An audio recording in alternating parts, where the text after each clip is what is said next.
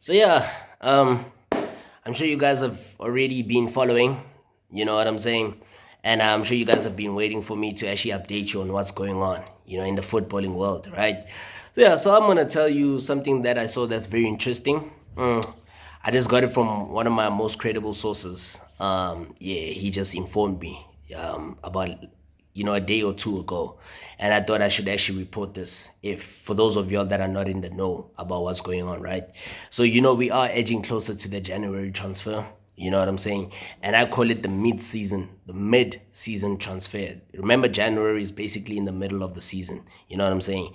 Where you play the first half of the season, and then January you just like make some recruitments based on what you feel like the team needs to improve on in terms of achieving your season objectives. Okay, or based on what you haven't been happy about on what has transpired in the first half of the season. You know what I'm saying? So look, we have also noticed the fact that Brighton Hove Albion, the Premier League club, are said to actually recall the Argentine sensation, Valentín Barco, from his loan spell at Sevilla. You know what I'm saying? He was actually on loan at La Liga club Sevilla. So in January, and also Porto are said to have shown interest in him. You know what I'm saying? So there's also reports that he might be returning back to the Premier League with Brighton, or he might as well head to the Portuguese giants FC Porto. You know what I'm saying?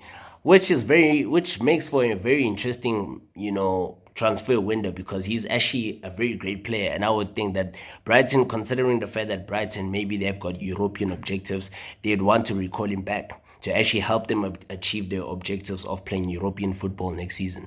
Because remember the Seagulls actually splashed around, was it 8 million, pounds? To sign the left back in the January 2024 transfer window, bringing him from Boca Juniors after a stellar campaign, which saw him become one of the most highly rated players in South America. You know what I'm saying? At that particular moment in time. So you would think that, Brighton, he's a great asset to the Premier League side. But however, things often do change. You know what I'm saying? Clubs actually do see they've got their own preference of the type of players that they want to see, representing their clubs. And obviously we have seen that Barco, he has actually struggled in the Premier. What's going on now? Yeah. Okay, sorry. We have seen that even Barco, he has actually struggled to adapt to the Premier League. However, he found himself way down the pecking order under Roberto De Zerbi before being loaned out to five-time Europa League winners Sevilla during the summer, after Fabian Hürzeler, added the Turkish international Fedi Kadiglu to the side, and he has actually been one of the first choice left backs for the Seagulls this season. You know what I'm saying? So hopefully it could happen to be that we might see him joining the Portuguese giants FC Porto. But as we do approach the halfway point of the season, you know what I'm saying, Barco has made just 3 starts. He has only made 3 starts in the Spanish top flight this season, and he now looks set to actually cut his stay short by returning to the Amex Stadium. You know what I'm saying? And the new year is actually heading out. It's coming very soon, and he could be heading out, for a new loan spell. You know what I'm saying? So the fact that he hasn't even been getting game time at Sevilla, you know what I'm saying, and understanding the fact that when he came to Europe, when he joined, Brighton, for the first time, he was one of the most highly rated players in South America, deemed to be one of the next great left back in the world.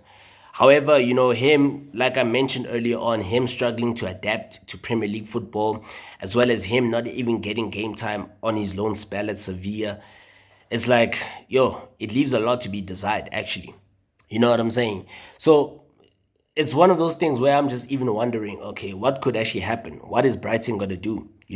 I'm very curious to see what Brighton might do here because of the fact that, look, he's still a great player. You know what I'm saying? He's got speed. He's got a great crossing ability. He's like one of those kind of defenders that, those type of fullbacks who are very dynamic, offensively and defensively. You know what I'm saying?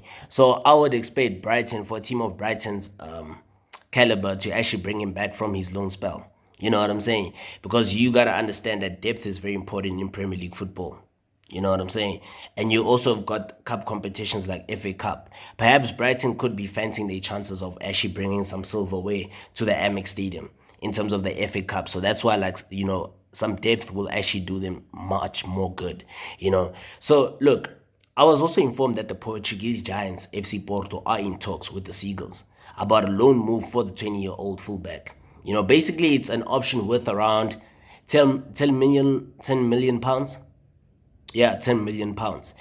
Porto are willing to offer 10 million pounds for the Argentine fullback. And he has only received one cap for Argentina.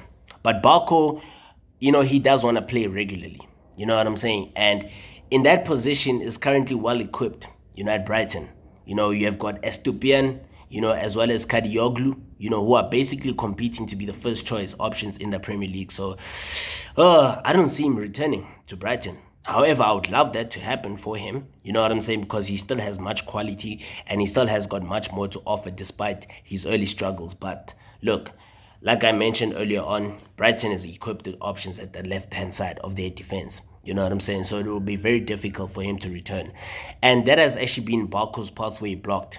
And after his initial struggles, during his first season with the club, it seems like, you know, he may be willing to get their money back and move on to Porto, looking to add him to their roster of current left-back options, like such as Wendell. They already have Wendell. Wendell is such a brilliant player as well. And they've also got Francisco Moura, both Brazilians, who are both currently injured. Francisco Moura is actually currently injured. So, Barco actually joining Porto will actually be a great addition. And that will actually do him more good. And it will actually help him to actually rejuvenate his career in Europe, so far. Because he hasn't had a great spell so far in Europe, right? It hasn't been all easy, but he can always rejuvenate himself. He's still young, he's still energetic, he still has the potential because he's only 20 years old. You know what I'm saying? So you can't write off a 20-year-old player. You definitely can't do that. And remember, Barco, he has been described as the Argentine Marcelo. So it just tells you everything that you need to know about him. You know what I'm saying? And should he be recalled from his current spell in Spain once the transfer window reopens, and then he's actually expected to head to Portugal for at least the rest of the campaign?